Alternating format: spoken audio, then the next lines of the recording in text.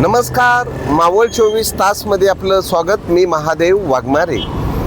मावळ तालुक्यातील सोमाटणे टोल नाक्या लगत असलेल्या हाय विजन इंटरनॅशनल स्कूल सोमाटणे यांच्या वतीनं CBSE 10वीच्या परीक्षा या 17 फेब्रुवारी 2026 रोजी होणार आहेत आणि काही पालकांना आज विद्यार्थ्यांचं हॉल तिकीट हे विद्यार्थ्यांकडे दिलं पाहिजे परीक्षेच्या अगोदर. तर सुमारे 10 ते 15 पालकांना या हाय विजन इंटरनॅशनल स्कूलने पालकांना अक्षरशः वेटीत धरलेलं आहे, विद्यार्थ्यांना वेटीस धरलेलं आहे. तर कारण सांगतात की पूर्ण फी भरा.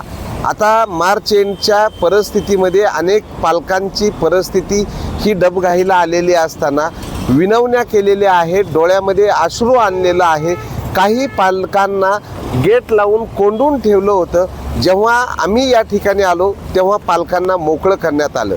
तर या शाळेची जी काही दादागिरी आहे केवळ अर्थकारण एका ठिकाणी महाराष्ट्रामध्ये कर्मवीर भाऊराव पाटील हे बहुजनांची मुलं शिकले पाहिजेत म्हणून 1919ला रयत शिक्षण संस्थे सुरू करून लाखो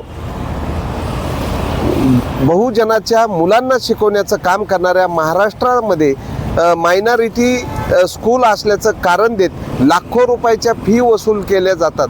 पण त्या ठिकाणी विद्यार्थ्यांचं हॉल तिकीट परीक्षेच्या अगोदर 1 दिवस देणं गरजेचं असताना या ठिकाणी हाय विजन इंटरनॅशनल स्कूल सोमाटणे जे प्रिन्सिपल आहेत ते सांगतात की तुम्ही काहीतरी पैसे द्या, सकाळी 8:30ला तुम्हाला आम्ही हॉल तिकीट देऊ.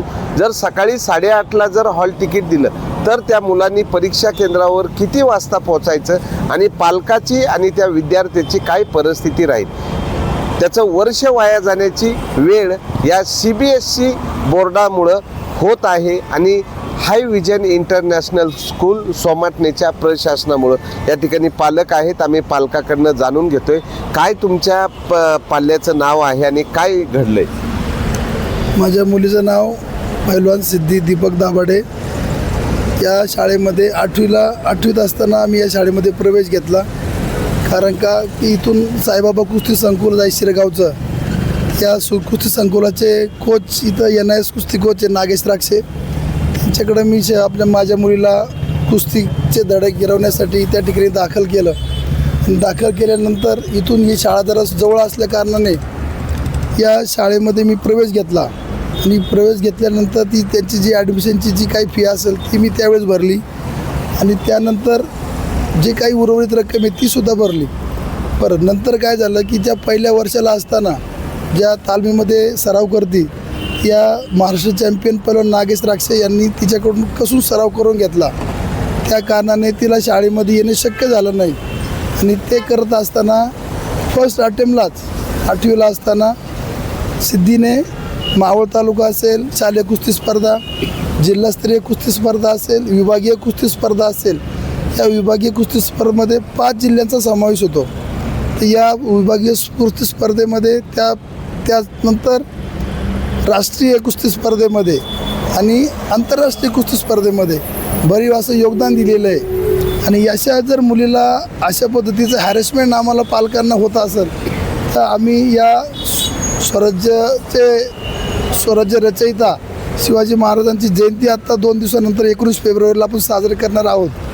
त्या अनुषंगाने जर या अखंड महाराष्ट्राच्या ज्या मुली आहे आमच्या किंवा सावित्रीबाई फुलेंच्या ज्या कन्या आहेत की ज्यांनी सावित्रीबाई फुलेंनी जी मुलींसाठी शाळा ओपन केली, या अशा महाराष्ट्रामध्ये जर अशा पद्धतीचं राजकारण असेल किंवा अर्थकारण असेल या शाळेच्या माध्यमातून जर होत असेल तर आमच्यासारख्या पालकांना आणि आम्ही कसं मुलांना पुढं शिक्षण द्यावं, कसं त्या मुलांना शिकवावं, कसं त्यांची जी आपली त्यांची शालेय त्यांची तयारी असेल किंवा कुस्ती क्षेत्रातली जी धावपळ आहे किंवा जी गरुड जप्तीला घ्यायची आहे, या शाळेच्या माध्यमातून मी आपल्याला सांगू इच्छितो की या शाळेच्या माध्यमातून हे जे काही मॅनेजमेंट आहे, हे जे चेअरमन साहेब त्यांचा फोनही स्विच ऑफ लागतो आहे.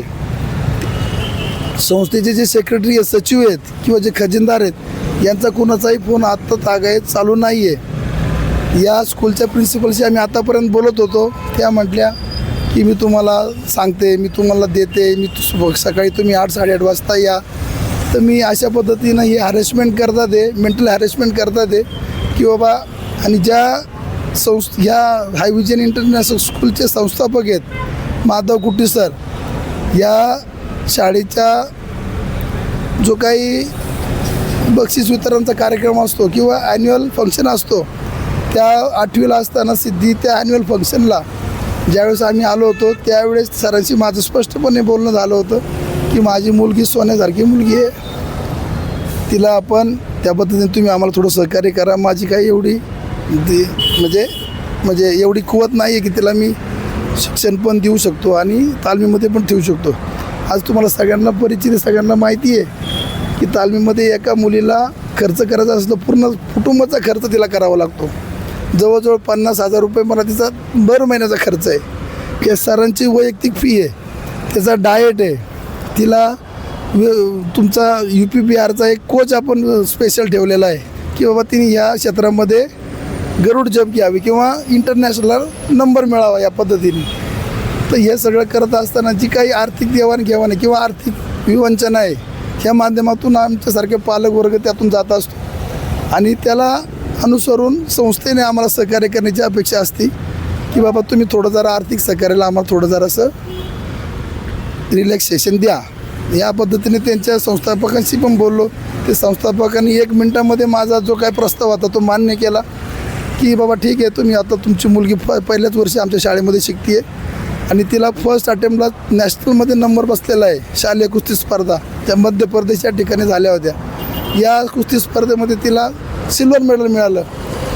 एवढ्या पहिल्या वर्षात कमी वेळेमध्ये 50 किलो वजन गटामध्ये तिला सिल्वर मेडल मिळालं. ही खूप अभिमानाची गोष्ट आहे आपल्या पूर्ण मावळ तालुक्यासाठी, पूर्ण महाराष्ट्रासाठी की देशभरामध्ये या शाळेचं नाव तिने उज्ज्वल केलं.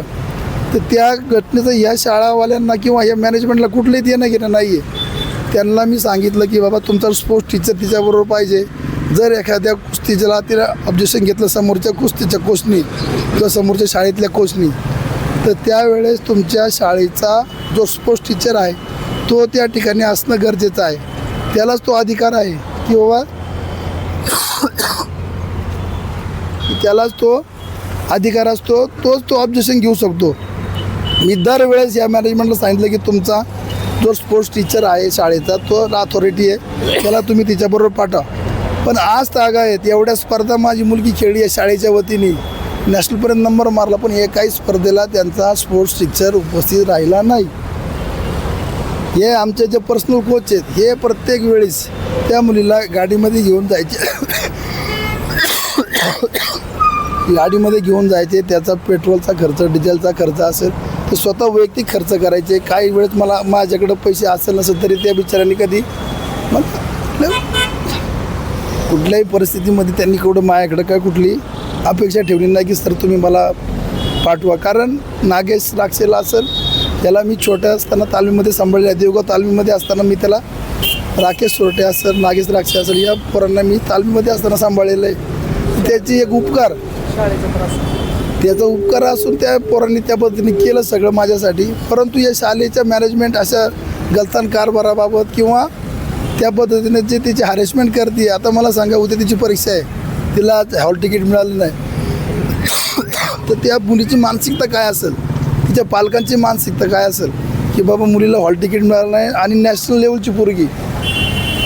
उद्या तिचं आर्मी स्कूल देवरोडमध्ये तिचं सेंटर आहे, 10:30 वाजता तिचं बोर्डचं एक्झाम चालू होणार आहे. तर मला सांगा की मी त्या पद्धतीने तिला हॉल तिकीट घेणार कधी, तिला शाळेच्या ज्या परीक्षा आहे तिला घेऊन जाणार कधी आणि तिची आजची मानसिकता कशा पद्धतीची असेल. तर हे सर्व मी तुमच्यासमोर का मांडतो आहे की या ज्या शाळेचं व्यवस्थापन आहे हे अतिशय गलिच्छ कारभार आहे.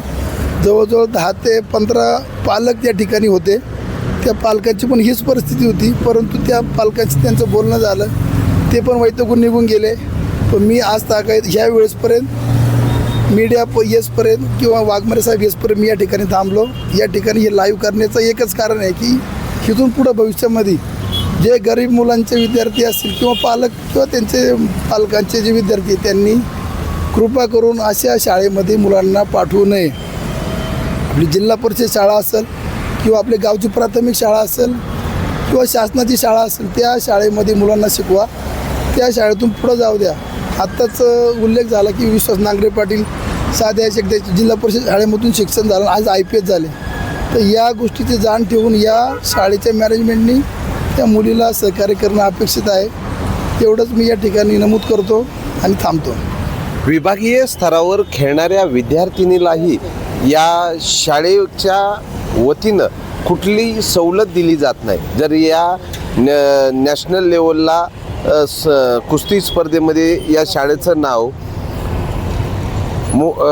उज्ज्वल केलेलं आहे, अशा विद्यार्थिनीला जी काही शाळेच्या वतीनं सवलत दिली पाहिजे. फक्त खाजगी शाळा, इंग्लिश माध्यमांच्या खाजगी शाळेवर कुणाचं नियंत्रण नसल्यामुळं पालकांची लूट मोठ्या प्रमाणात होती. पालकांच्या डोळ्यामधले अश्रूही या शाळेच्या प्रशासनाला दिसत नाहीत. केवळ या ठिकाणी फी वसूल करण्याचं काम केलं जाते. उद्या जर 10:30 वाजता सकाळी सेंटरवर पोचायचं आहे तर त्या अगोदर हे 8:30ला हॉल तिकीट देतो म्हणतात. जर 8:30ला हॉल तिकीट मिळणार का नाही, या मानसिक द्विधा स्थितीमध्ये ती मुलगी आणि तिचे पालक रात्रभर झोपतील का? जर या ठिकाणी अशी परिस्थिती असेल, काय सांगाल? किती वाजल्यापासून तुम्ही इथं थांबलेले आहेत आणि प्रशासनाने कसा व्यवहार केला? सकाळी बरोबर 9 वाजल्यापासून 9 ते आत्ता साधारण 7:30 वाजले. 7:30 वाजेपर्यंत आम्ही कुठलंही जेवण किंवा नाश्ता पाणी न करता शाळेच्या आतमध्ये गेटच्या आतमध्येच थांबलेलो आहे. तर फक्त त्यांनी आम्हाला तर पाणीच दिलं असेल, पण आम्ही त्यांना खूप रिक्वेस्ट केली की बाबा फी तुम्ही सर बोलले होते तुम्ही आम्हाला हॉल तिकीट द्या, फी वगैरे नाही का. आमची जी काही फी आहे थकलेली ती तुमच्या सरांशी बोलणं झालं होतं. एक स्पोर्टमॅन मुलगी आहे, कुस्ती खेळते चांगली, ती नॅशनलला मिडल आहे, तुमच्या स्कूलचं नाव तिने उज्ज्वल केलेलं आहे, त्यामुळे तुम्ही तिला हॉल तिकीट द्या असं रिक्वेस्ट केली. प्रिन्सिपलकडे केली, त्यांचे मॅनेजमेंट सुद्धा मॅडम म्हणून त्यांच्याकडे केली. त्यांनी 2 वेळा ऑफिसमध्ये अतिशय आमचं अपमानिक शब्द वापरून सुद्धा आम्ही फक्त मुलीच्या भवितव्यासाठी तिथं त्यांना रिक्वेस्ट करत होतो. शेवट मी त्यांना हात जोडले की द्या प्लीज, काहीतरी करा पण द्या, आत्ता सध्या आम्हाला एवढी फी भरणं आवश्यक नाही. ते एखाद्याला जसं ब्लॅकमेल करतात ना, तसं ब्लॅकमेल केल्यागत आमच्याबरोबर सकाळ धरणं तिथं शाळेमध्ये त्यांचं वर्तवणूक चालू होती सगळ्या शिक्षक लोकांची. भरपूर विद्यार्थीनी होते, त्यांच्या पालकांनी कसे कुडून पैसे आणून दिले सकाळ धरणं आम्ही पाहत होतो. पण आम्हाला आत्ता शेवटपर्यंत नाहीच ॲडजस्ट झाले का, तर आम्हाला तसा शब्द दिला होता सरांनी. आता ते जे प्रिन्सिपल आहे ते म्हणतात की आम्हाला ते आमच्यापर्यंत निरोप आला नाही, आम्हाला ते माहिती नाही आहे, असे कारणं देतात. त्याच्यावर आता तिचा खर्च किती ते सांगा? तिचा खर्च महिन्याला साधारण 50,000 रुपये तिला खर्च होतो. तिचा डाईट असेल, तिची तालमीची फी असेल, कोचची फी असेल, असं साधारण तिला 50,000 रुपये खर्च होतो. तो आम्ही सरांना सांगितला होता. तर सर नक्कीच त्याच्यावरती ते म्हटले होते की बाबा मी त्याच्यावरती नक्कीच तुम्हाला सवलत देणार 100%. पण आत्ता ह्यांनी मॅडम वगैरे त्यांचा आम्ही राजन सर कुटे सरांना बी आत्ता सकाळनं कॉल करण्याचा प्रयत्न करतो, त्यांचा फोन स्विच ऑफ येत आहे. तर शेवटी आता आम्ही वाघमारे सरांना बोलून लाईव्ह करायचं ठरवलं होतं इथं. मावळ 24 तास प्रतिनिधी महादेव वाघमारे, धन्यवाद.